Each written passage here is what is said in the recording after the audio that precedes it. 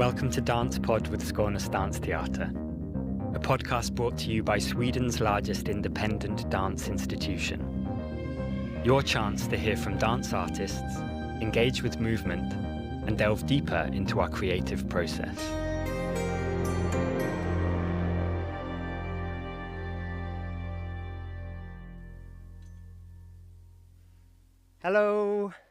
Hello and welcome to this episode of DancePod with Skånes Dansteater. Today we're recording live, but perhaps you're listening at home later. Today I am going to be your host. My name is Kit Brown and I am a dancer here. And I'm going to be talking to Ludvig Daae, who is a choreographer and dancer who lives and works between Sweden, Norway, and Greece even.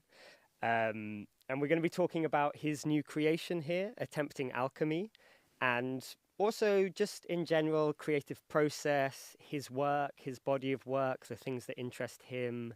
And let's see. It's a live conversation, so let's see where we head with this. But without further ado, I will introduce Ludvig. So welcome, Ludvig. Thank you very much. Did I pronounce your name okay? Yeah, definitely. Although I'm very not picky. I think I told you. It can be Daae or, yeah. In Norwegian, it's Daae. Daae. So I try to say that. Beautiful. And how are you doing today? Good. It's been a long day, I feel. We've been working all day and, but I'm happy to talk to you. Yeah, happy to have you here, and thank you for taking time out at it's always a bit of a crucial moment in a process. There's it's a few weeks left. Yeah. So it's maybe a time you're very busy in your head. So it's nice that you came to join. No, it's fine. I mean, it is a crucial moment, but we're just about to head to the stage on, when is it? Monday? Yeah. Monday, yeah. So this weekend, a lot is happening. It's going to be, so I'm very excited about that. Yeah, it's kind of the next phase of the process and very important. Yeah. Very necessary also from where we are right now. Yeah, we've outgrown the studio. 100%. So we will just dive straight in. And I'd like to talk a bit about the work you're making here, Mm-hmm. Attempting Alchemy, and that I'm also dancing in. Yes. So I do know a bit about it already, thankfully, but I will still be asking you questions. Just for our listeners who aren't as familiar with the piece as we are, could you just introduce it? What is Attempting Alchemy? What at is the it? Moment? At the moment? Well, you might have to help me out here, but at the moment I think it's it's a piece for 4 dancers, and I would say it's very much about them or the relation between them in a way. And I've come to sort of understand alchemy from I haven't maybe gone so much through the history of alchemy, but more sort of the processes or the theories that they talk about and see how they can be translated into dance in a way or into our world. And so I was interested in having 4 very distinct individual people and expressions and see how we can sort of mix and match and blend them together in some sort of meeting between art and science and with dance as the expression in a way, I guess. So the starting point for the work has really been alchemy. Yeah, I think so. This idea of alchemy and like you say, there's a lot to deal with alchemy. There's a long history. Yeah. Ancient Egypt, I guess. Definitely. Yeah, it's present day. Like what aspects of alchemy are we working with? What aspects of alchemy are we working with? I think basically when I sort of got interested in or how I discovered it was through this Norwegian what is it called? He's a curator, and he wrote this text about alchemy. His name is Trond Borgen, and he wrote this text about the utopia of alchemy. And utopia is something I work with a lot. So I was like, oh, okay, this is interesting. And he basically mentioned how alchemy and alchemists through the ages have tried to achieve something that is fantastical, trying to distill and find the philosopher's stone that can produce eternal life or the elixir of life, and or to make gold from lesser metals and so on. And there's this kind of like feeling of like, how convinced were they actually of if they were able to achieve this or not, or were they attracted to the sort of fantastical element of it, or and so I thought that this is so similar to what we are doing in our profession, like this sort of trying to create something beauty or something almost divine or something very special or very distilled or very specific, and to create something that is larger than the sum of its parts, but still with only our bodies as our tools. So I thought like, okay, maybe the alchemical process and the creation of art, maybe they're very related somehow. So I think that's where it was just like the sort of the strive for something that is ungraspable somehow. Mm-hmm. That was what I was, drawn into, I guess. I guess for an early days alchemist, then the goals of alchemy were probably no more fantastical than any of the other goals of science. Yeah, exactly. I guess you wouldn't have known. Definitely.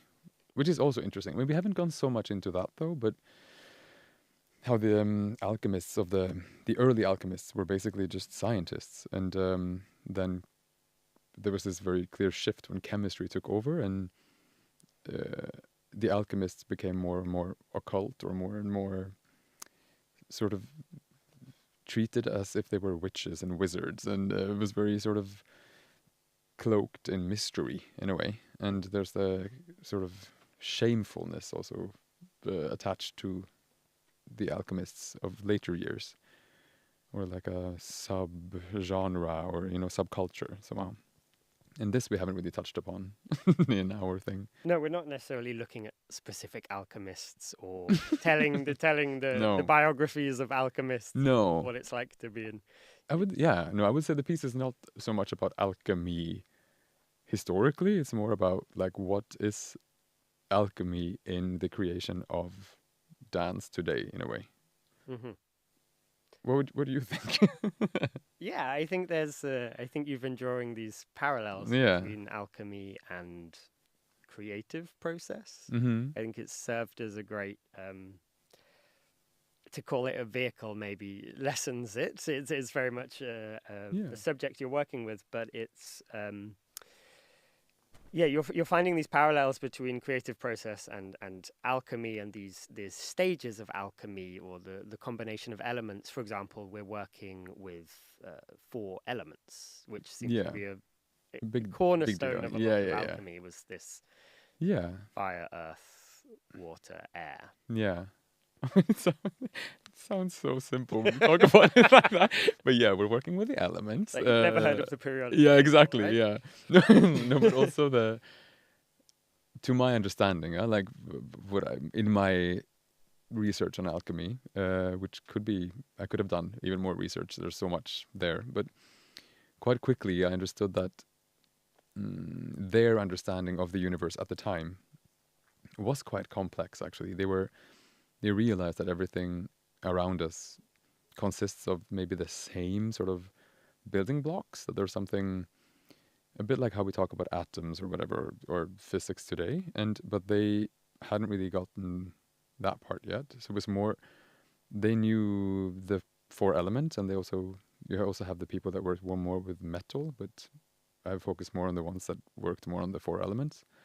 And they kind of believed that everything in the world around us consists of these 4 elements, but in different ways. So if you just combine them in different ways, you can create whatever. Like you can basically create wood out of a stone if you just add or subtract the different elements. So like, let's add heat and boil it and then distill it with water and so on, and double boiling. They made all these intricate sort of instruments to find out how to to manipulate matter, basically.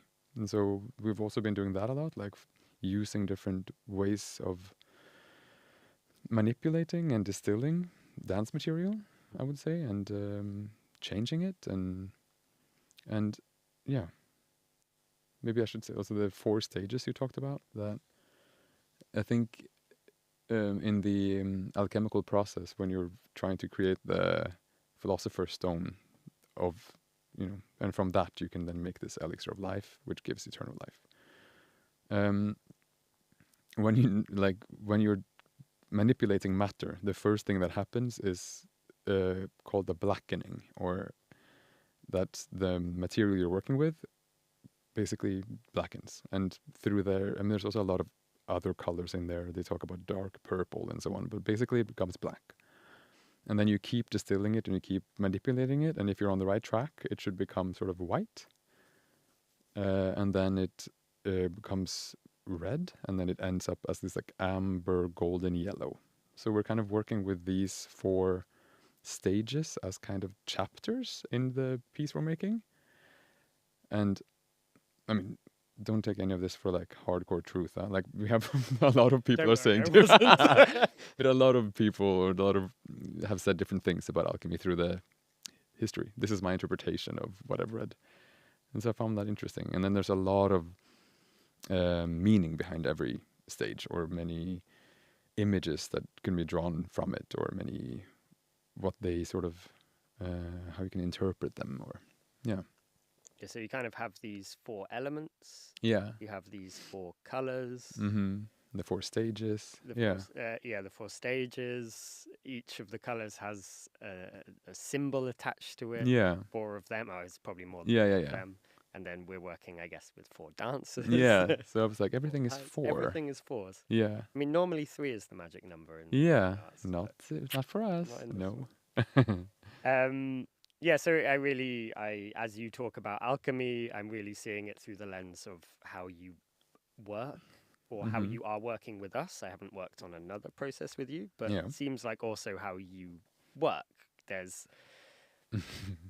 something very methodical, I noticed. Yes. There's which I think we have in common, the 2 of us. Yeah. I think you might notice my socks say I love spreadsheets. Yes. Yeah. Which You've made a lot of those in this process, yeah. Yeah, for some reason, this is the dance process I've been in where I've made the most spreadsheets. Yeah. Where normally you're welcome. You're welcome. Thank you. Yeah, so you're very methodical. Totally, so am I. We kind of like just to make the dance material. We went through a process where we improvised. We learned the improvisations off video for 4 different elements. Like, we had a physicality based on fire, one based on water, air, wind, air, and earth. And then we had to write down what we'd done so that someone else could learn it without watching it, so they could make their own version of what we'd done. And then we applied different qualities to the things, and then we cut them up in chunks that were the same size, and then we said, what if this goes with that, and this goes with that, and what if it's now a game instead? And we've been through this whole layered iterative process. For sure. Is this typical of how you work? This kind of I think so, yeah. I think I would say so.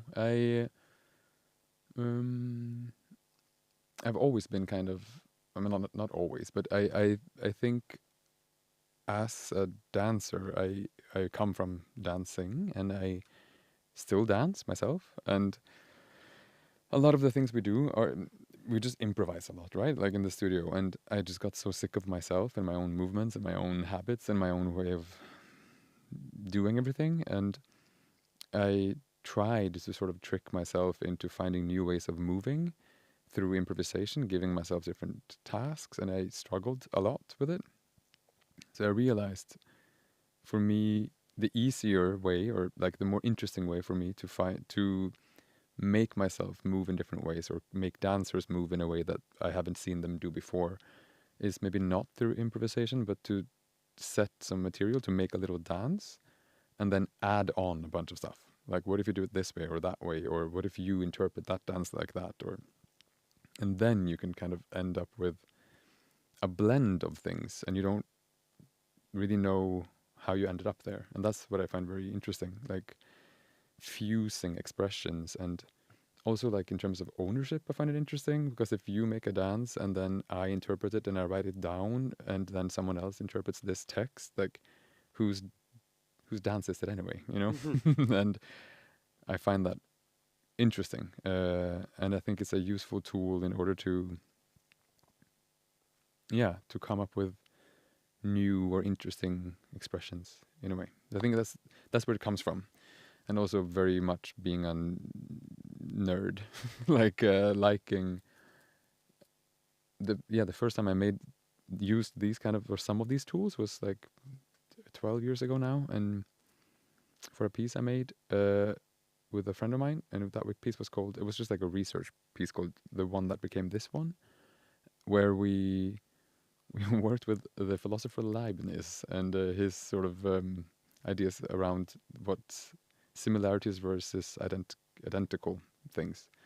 Like something that has exactly the same definition will be identical. Like two objects can never have the same definition because they are two objects, they're not one. So we're like, okay, what does that do with dancing? So we try to make like 20 different dances that had, to us, the exact same definition but looked different. So that's where I realized, like, this is an interesting way of working somehow.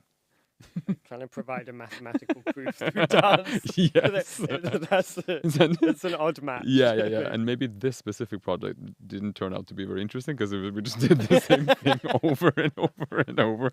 But you learned. yes, it turned into a method of kind. Like, I don't know. I like it, and it's a nice way of working. I think. I don't know. It's fun. I guess it kind of gets yourself out of the way. Maybe you're not the kind of choreographer who wants everyone to move like themselves, move like them, and this is my physicality. So no. How you should dance too. Definitely not at all. I'm very uninterested in myself. No, I mean, I think what interests me about dance, or about art in general, is what it does. Maybe let's not say art in general. Let's keep it to dance. And I think the interesting thing is what happens in the moment, that the live moment, the sharing, the spending time together, the situation, and the pieces that I've experienced as a viewer that have really spoken to me are the pieces that don't try to teach me anything, or don't try to give me any. I don't see the choreographers' stands on anything, or their personal taste in anything. I mean, of course, you see the aesthetics, but I need to be able to find myself in it as a spectator, and I like it to be as open as possible so that I can sort of project my own experiences onto it. And I don't know, I've always been interested in trying to separate myself from the project as much as possible, because it's impossible. So just to trust that my whatever, like, fingerprint or whatever you call it, like my signature is going to be there anyway, because I'm in the room. But so will yours, because you are in the room as well. And I think that's much more interesting. Like, you four and me, what do we make together? What does, like, the alchemy of these 5 people, and 6 with the rehearsal director, and the rest of the artistic team, what is our alchemy, to bring it back there? Like, what's the sort of magic that happens between us, and not how can you learn what I want you to learn, It's like a recipe long-winded to go. It kind of it's again this thing of the more than the sum of its parts. I guess if you've had it, if you know exactly what it should be at the beginning, then you're not gonna arrive exactly at a bigger place. And that is also something. I think it's like, it's very limited what I can, like, think, like, trying to, like, come up with a new idea or a cutting edge idea is like, I don't know, trying to pull a rabbit out of a hat. Like, I don't know how to do that. I don't think any one of us knows how to do that. So I think the best way or like my method or whatever is then I think I'm closest to achieving it when I'm really trying to fuse different expressions together that might not normally belong together. Mhm. Like taking very different expressions and putting them next to each other or on top of each other, or forcing two expressions together and see what third expression comes out of it somehow. And then I find it interesting if you cannot trace its origin back to its two starting points, like to see, really see, like, can we find an actual fusion? And Mhm. yeah, then I think we can maybe potentially create a few seconds that are new. Yeah. But with that kind of uh, method approach, Yeah. um, you abdicate maybe some control. I mean, I guess Mm-hmm. you always have ultimate editorial Yeah, yeah, yeah, yeah, yeah. control at the end. If something really doesn't work, Yeah. you can throw it out. But you risk the Mm-hmm. dance becoming something that you Yeah. want it to be something you don't expect, and you risk it being something you don't expect. Yes. Is there, and I think that can result in a kind of moments of peculiarity, Definitely. oddity, Yeah. also joy, like non-standard Yeah. ways of moving. Is this something you Yeah. always celebrate, or do you have to sometimes hold yourself back from smoothing it out and taking away what made it unique? Interesting. Both. Like rather the opposite. I think I sometimes need to be reminded to smooth things out a bit more Okay. because I like it when it's really, I don't know, out there. And like in terms of the risk that you said that they're like sort of giving, yeah, I don't know if that's clear yet, but like to give the dancers a lot of freedom to create their own material, and then I kind of just put it together. I'm more of a composer in that sense than, or like not a classical musical composer, but like I compose the material rather than create the Yeah. material. I think a lot of choreography comes from how you structure things and how you put them together rather than the actual movements. That's my just personal approach, and uh, I think that that is also, it's a way for me to get out of my own head or my own habits, but it's also a way of taking risk. I risk, yeah, with the expression of the piece, but that is also what it's about for me. Like, don't we want it to be risky? And you can sense that something has risk in it if it actually claims something or does something or like creates some sort of universe that you don't really know how to relate to. That to me is risky, not reproducing effective images that we've seen before. I don't know. Hmm. Yeah. Not to say I don't like that, but Can be nice. yeah, yeah, yeah. But so I think there's a risk that I enjoy Hmm. somehow. And so you mentioned that we make a lot of our own material, and you're Mm. really interested in just not just, but very interested in how it fits together and the different ways Yeah, it yeah, fits yeah. together. Would it be true to say then that that for you is the juiciest part of the process? Is Yeah, structuring? it I'm making is. you out Yeah, to yeah, be yeah. some kind of huge dance nerd, Yeah, but yeah, yeah. No, but yeah, for sure. I think that's really where what gets me going. Like I very much like being like before we start in the studio to be alone and to like think of an idea or really like research something and read about alchemy, for example, for this one. Um, but then the real work for me starts in the studio, and then quite quickly I want to have graspable material. Like I know that one of the dancers in the piece, Michael, I think he dances a lot of things that he did on day one in the studio. Like day one of the workshop, he did some dancing that is still part of the piece, yeah. I think, right? And I think that's I'm quite like eager or maybe impatient to be like, yeah, just make a dance, yeah, whatever dance it is, we have it now, we have something, and now we start playing. Like and I think then how do we manipulate? I know that other choreographers that I know and respect a lot, they work very long with like finding the exact expression or the exact sort of physicality, and uh, that has just maybe never been my interest or my nerdiness. My nerdiness is like, now we have these words and how do we put them together? More like structuring or editing. I find that fun. The syntax. Yeah, exactly. Yeah. I think that's what triggers me in a way. And maybe huge dance nerd, maybe. Maybe. As an aside to what you were just speaking about, I think one of my main pieces of advice for any younger dancer Mm-hmm. is if a choreographer tells you that we're going to remake this thing later, Yeah. do not believe them. What you do on day one is going to be in the piece. I've seen it happen in so many processes. Yeah. I'll just do this. Yeah, And then you're like, actually, I like 7 that. weeks later, you're on stage. But I think that's what I mean. Yeah, I mean, it has to do. But then, yeah, you're right. But then maybe I just not better. criticism, No. But I it's think an it observation. is interesting because then I think it also doesn't read like that because it's put next to other things and And it's been through a process. For sure, yeah. He's We add by spending time with the complexity. material, he's found some other Definitely. things in it as well. Yeah. But I think it's yeah. And you kind of you speak and have spoken in the past about this sort of separation then between what is choreography and what is dance, Mm-hmm. which I think could be a slightly counterintuitive point of view.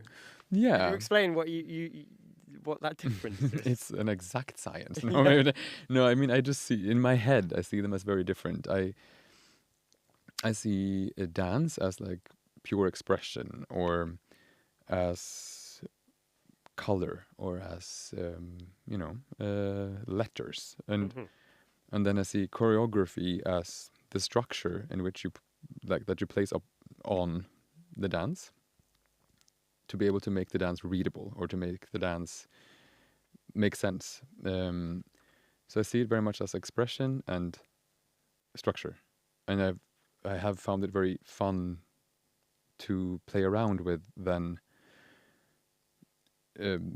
What these two different sort of elements contain, or how like dance.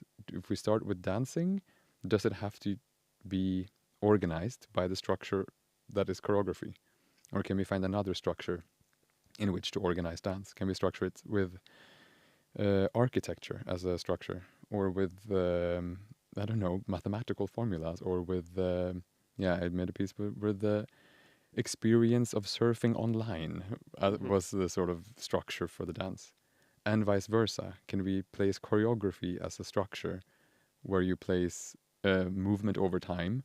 Can you place that onto something that is not dance? Which to me, I think, comes very much back to my past in dancing. I mean, I come from ballet, but then I studied very Western postmodern dancing in Brussels. And they did a lot of sort of presenting the pedestrian or the sort of everyday experience on stage, where it was kind of like a contrast to the more and more sort of physical or acrobatic ballet. They would then present more pedestrian movements.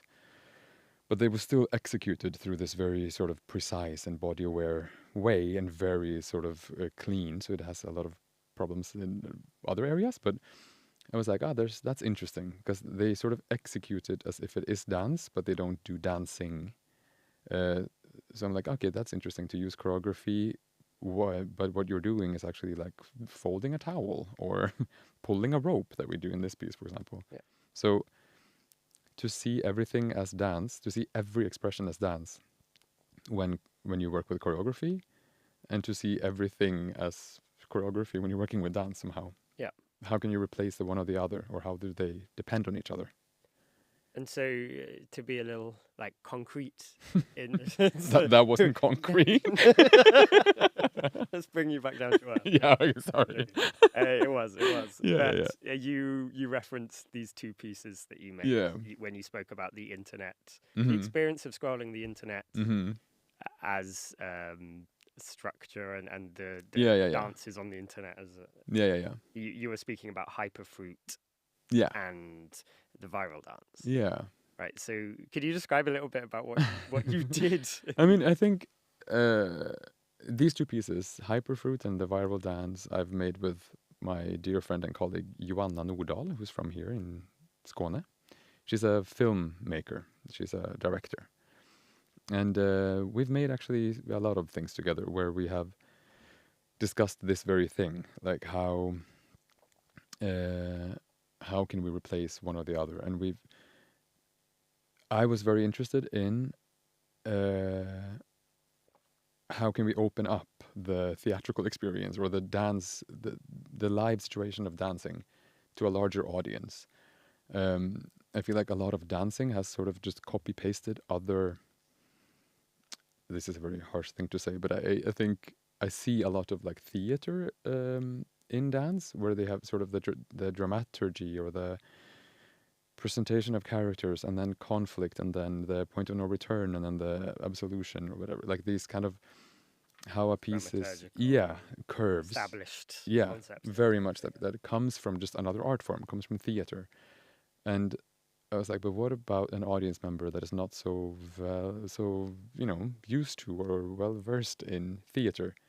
If it's structured through a very clear way of perceiving information that you need prior knowledge to sort of be able to receive, aren't we then excluding someone? So what about we try something else that more people might be able to relate to? For example, scrolling on the internet, which maybe everyone does today, where it's much more, it's not 1, 2, 3 or ABC, it's 1, 2 purple Beyonce, like we do as an example, like where you really like jump through different expressions or jump through time, or you read half an article and then you watch a YouTube video and then you go back to the article and then you like a more sort of I guess sort of eclectic way of gathering information, which I find interesting. That was interesting to dive into for that specific piece, and I was like, okay, this is I don't know. That was a very clear looking back, like, this was part of my exploration in what can choreography be. Yep. It looks like a very. We're talking about the ideas behind it, but it looks like a very fun piece. Like this, really, like it is a fun piece. It's really really fun, and yeah. And you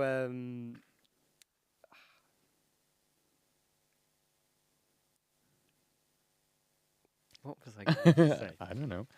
I was following you into a thought there that I think what strikes me is that what you're talking about, this experience of scrolling the internet, this hyper, perhaps you could say distracted form of attention that we have, is something I've had many conversations with people about in the context of theatre and dance. And how it's problematic. Yes. Normally they don't say what you're saying. Yeah. Normally theatre or dance or artistic experience is the antidote for that to the modern attention economy. Seems like you're more on the side of just let's lean into it. Like, why not? Why not do it? No, I think that's very valid. And to a certain extent, I agree that maybe we are struggling a bit there. And I don't necessarily want to just abandon the things that we have developed over all this time in dance or in theater, but it's more my idea of like I feel like what we want to do is to create things that kind of reflect upon the society outside of the theater in a way, or the experiences of being human, and I feel like it's very connected to very huge themes, love and death, and these are considered universal topics or things that everyone can relate to. Whereas I think also the everyday life is something everyone can relate to. Being bored or just like scrolling on your phone, or these expressions are equally or as valid as like unifying situations as heartbreak is to me. Like, I think everyone knows what this is or what that talks about, and through that we can also discuss larger things, I think. And for me, we can still talk about the large themes. We can talk about the universal themes of love and death and all these things, but just why do we need to structure it in that way that is very attached to one specific art form? I don't think necessarily that theater with its dramaturgical build-up is the best way of telling every story. It's more like that. So I think, but then maybe if I work with internety jumpy dramaturgy, then maybe also the expressions within shouldn't always be TikToky dances, you know? So maybe like, because that's always what I come back to, like mixing and matching. So maybe if the dramaturgy or the choreography is very eclectic, then maybe the expression should be more stable, like to create like this kind of contrast in structure versus expression in a way. Yeah. I just don't think we should take for granted the way we structure dance or theater. We should just, that should be equally as open as the actual stories or topics we're dealing with. And I don't know why we don't do that more. Does that make sense? I mean, yeah, it makes sense. Yeah, I think, yeah. So I try to maybe adapt each project, like each theme that I want to research. I try to also think about like, who do I want to reach and how and where and in what way do you tell this story, or is it a story? So to not just like go back to like what works visually in dance, because then again you're just back into habits and you're just back into reproduction, and you're only sort of back to ballet roots somehow of like learned expressions that we know work, and I reproduce it but in a different way. I want to sort of, I think our job is to really that's a big thing, but like I think we should take risks in how we also do everything, from how we work to what we choose to work with. Yeah. So speaking of moving away from grand themes, Yeah. utopia. Oh my god. Yeah. Which seems to be a pretty big theme Let's for you. go there. Utopia. You said you arrived at the idea of alchemy through an idea of utopia. Yes. And I feel like you've made a number of works that explore different aspects or attempts at or attitudes on utopia. Yeah. Even maybe not as an explicit theme, but as something that seems to be in the background. Definitely. What is utopia? What is are you utopia? thinking about when you think about utopia in your work? Very good question. I don't have a very clear answer to that. I think like I told you before, that it was actually my incredible producer, Sara Bergsmark, who told me that I'm working with Utopia. Because I have done very different works through my career, or whatever my artistic journey. I have made a piece about the long distance relationships online. I've made a piece about what if 70s disco was ballet. How do we make folk dancing today? Like I've made very different types of pieces, and in my head I have like very much like dived head in like into each theme, and so I was struggling with finding like a red thread or a common line or like an umbrella for my artistry. And then my producer and friend, she told me that you're always working with utopia. What do you mean? And the softness as a working method. And I was like, okay, interesting. And I realized that she was right. And after that, I have sort of dived more into utopia. But I've always been very interested in creating my own universe on stage. Sort of a place that has its own rules or its own logic.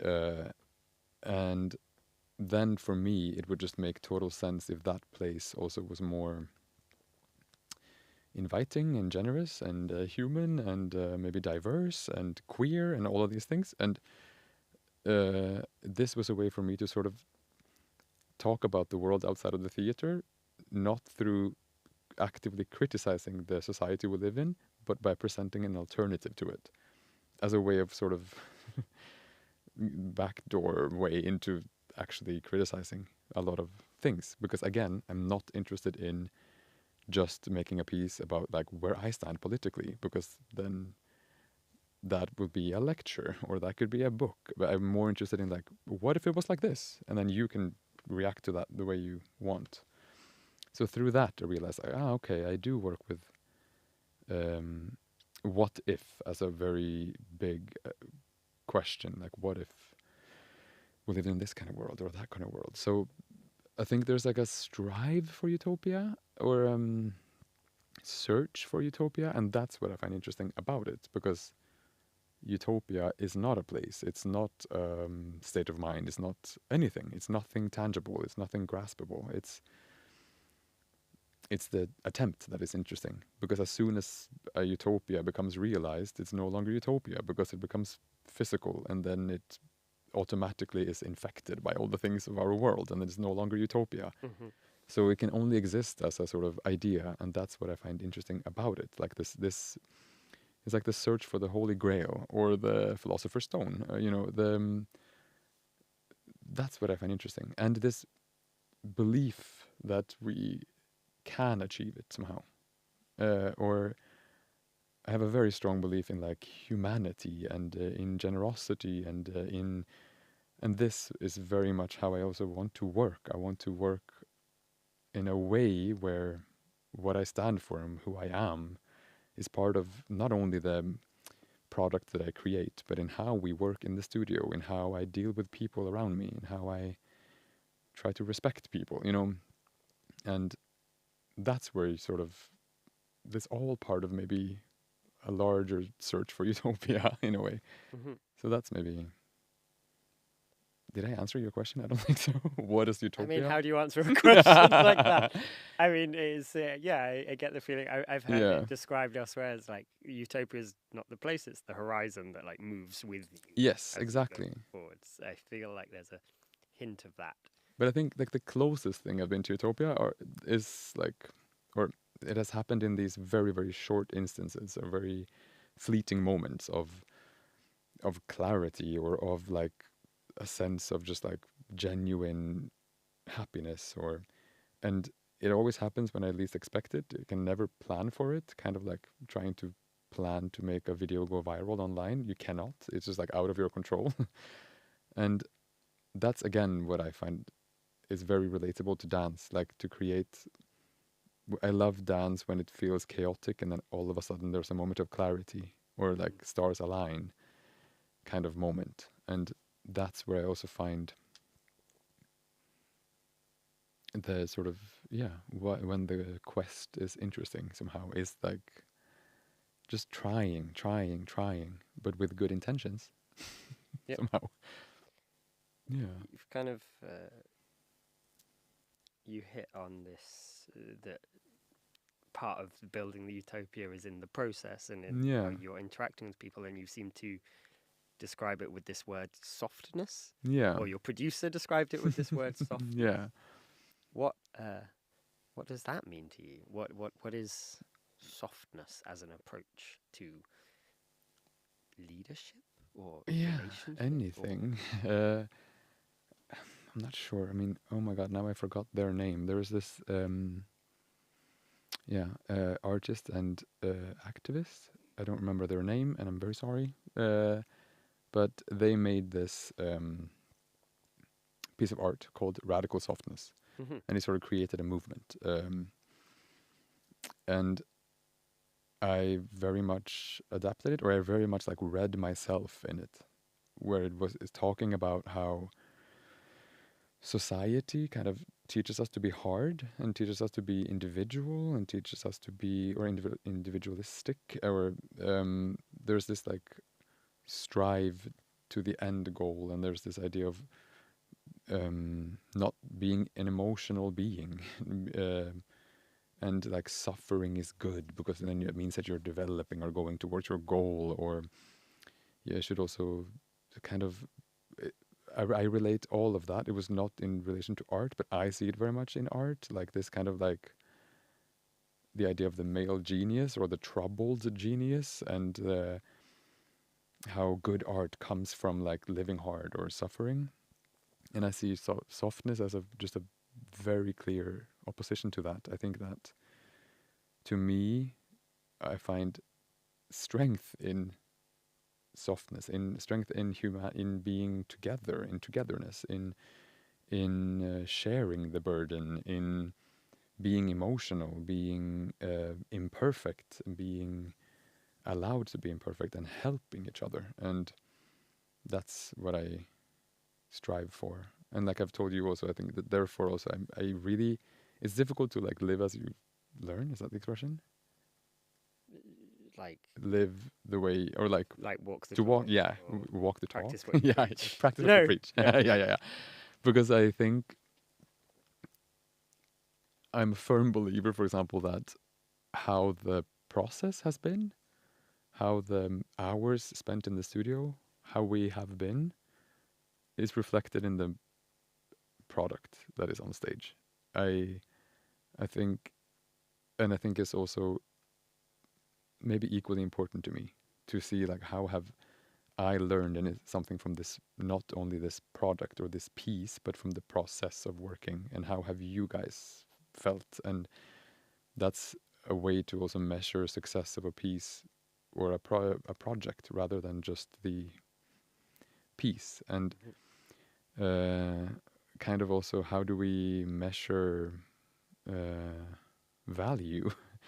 And that is not only maybe in amounts of butts in seats, or how many times was it performed, or did it get good reviews, but rather that is one part, and an equally important part is how are the people that worked with this feeling today and towards the piece and the project. And that is sometimes difficult to not get then sucked up into like wanting to create a masterpiece towards the end, but just trust the process and trust that it's going to be there if you stay focused on our work rather than the product somehow. Does that make sense? Yeah. I like the way you bring it to the idea that it also has an impact on the work. So it's not a compromise. 100%. It's not that in an ideal world you would be tremendously exacting with your vision and have your way, but I have to be nice as well. Exactly. Yeah. The softness is also 100%. Like I really don't see that as as an obstacle. I see it rather as like, okay, this is all part of it.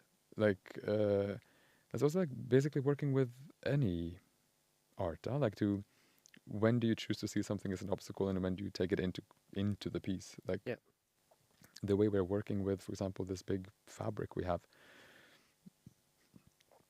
This was never the way we are now. Like from day one, the piece took a turn somehow, or the project. I was very intrigued by something that was not part of the plan, and to sort of be open to that and allow things to take a different direction based on what is actually happening in the studio. If I come with a notion of like, this is what we're doing, which I had. Like I said, you're methodical, but you're also open to change.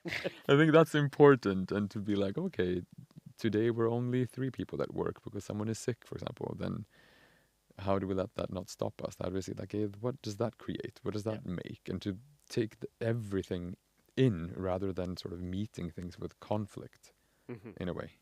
Absolutely. Yeah.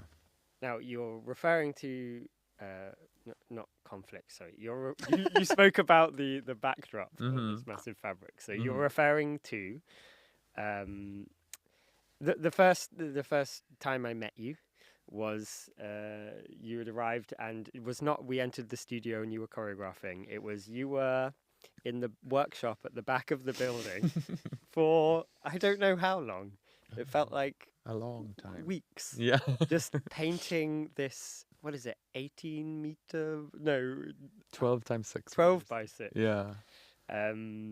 massive piece of kind of canvas Yeah. in the colors symbolic of alchemy and Yeah. stages of alchemy. And the idea Mm-hmm. was that this would be the backdrop to the entire piece. Mm-hmm. Like hanging at the back of the stage, Hanging at hanging back the of whole time. stage, Yeah. and we would dance in front of it. Yeah. This is not the case now. Not anymore, no. Now it's very much the fifth Yeah. dancer of the piece. Or the first dancer. The first, yeah, the étoile, prima ballerina. Yeah, yeah, yeah. We have actually named her Mary. Yeah. So that was something you really had to Yeah. to kind of just go with. Okay, this is what I'm interested in. Let's do it. Yeah, exactly. I mean, it was a very interesting process, I must say. Like I don't really know where I had this idea from. I think it comes to me like I was talking with the costume designer Tove Berglund about like alchemy is kind of like art meets science, and that was kind of where we started. And like, how are all these things connected? Like it's science, but it's fantastical, like art, but it's also So we had kind of these two directions, science and art, and I wanted to sort of very strongly say that it's about art. So like I wanted to also I want to have the fine art aspect of it. I want something painted, because that also talks so much about not only theater but other art forms that I find interesting, to also take us out of the theater a bit. And also alchemy has been the subject of so much art through the history. And for some reason I decided to do it myself, even though I don't know how to paint really, but now I do. I should have introduced you as choreographer, dancer. Yes, I'm sorry. damn it. Because and scenographer, because I Scenographer, yeah, is true. yeah. And for this piece, I made the scenography, and so I decided I'm going to paint this thing, and I arrived here to spend a couple of days with the people that actually know how to paint, the people that are working in the workshop, Like a good plan. to do some test paint thingies. And then very quickly, they didn't have time to help me, but very quickly they came up to me and were like, "What are you doing?" I was like, "I'm just going to paint." And they said, "Yeah, okay, but have you done this? Have you done that? Have you prepared the fabric? Have you..." I'm like, no, I don't know. I don't know what you're talking about. And it was so fun. And I could have done that, only that. Like, I mean, I loved it so much. And I'm a very crafty person also. I tend to be very, like, whatever I get into. So I've also made pieces about embroidery and about folk art, about weaving, about knitting, about whittling. Like, I'm very into all kinds of craft. So I was like, why have I not discovered painting before? And it was so fun. So I spent like a week testing, and then I came back. And when I realized how I was going to do it, I came back for another 8 days or something to do the big one. And it was so fun. It was so fun. And then I had this idea that it's going to be a backdrop, but it might fall at some point, and then we're maybe turning it into a floor. So it was like, maybe let's look at it in the studio. And of course, in the studio, 12 times 6 meters, there's no way of hanging it. So while it was just there, you guys also found it fun to play around with. And then I was like, oh my God, this is what the piece is. And that's also what I find important, to be open to that then. Like, to not be like, no, put that away. Everyone finds that fun. No, come over here and let's do something boring. Like, why would you do that? Like, I'm like, okay, maybe this is the direction that the piece wants to go, or we want to go, or I had an idea, but then the four of you met this idea, and this is where the group together wants to go. And that's our alchemy, I feel. Mm-hmm. That's what makes it the alchemy of the five of us, instead of me and my own brain. So that's, yeah. So the piece now is very, very different from what the original idea was. Thanks to the contributions of an inanimate, Yeah. Yeah.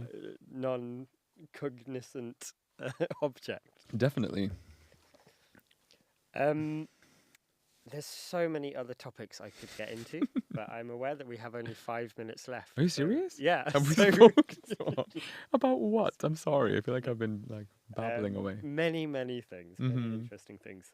And I feel like if I get into a new topic, we're going to Get lost. fall down the rabbit hole. Yeah. Should I Um, summarize the hour in? Yeah, could you give me your best ChatGPT summary of Definitely. the entire hour? No. So what comes next for you after Attempting Alchemy? What's next? I'm going to work as a dancer a bit this year, which I'm excited about, in Norway and Sweden. And then I have a new piece. My next creation is a collaboration with my friend Marcus Baldemar, and it's a piece called Perfect Lover, and where we dive into the very narrow subject of platonic love between homosexual men seen through postmodern dancing and Britney Spears. On that note, see, this So, I yeah. really did want to talk about this piece, just basically to ask how. yeah, exactly. How? Yeah, that's what we're. But I gonna guess figure that's out. the discovery. Yeah, process. yeah. It does sound. It's all about absolutely fusing different fascinating. elements that don't I fit mean, together. Yeah, if I asked you to summarize the hour, Yeah, and I think you just That's did it it, yeah. perfectly there. like high art and low Yeah, high art and culture. low art and yeah. Creative bricolage. and- Yes, Yeah. that's what I do. Yeah. So on that note, this has been a very interesting and fun conversation. Thank you, Thank you. Ludvig, so much for joining me. Of course, And thank you. thank you to our dear listeners. Thank you, and Um, sorry. Like, I feel like I've just been rambling on. No, this is the bit where I speak. Okay, sorry. Yeah, anyway, that's it for DancePod this week. And Thank you. yeah, catch you next time.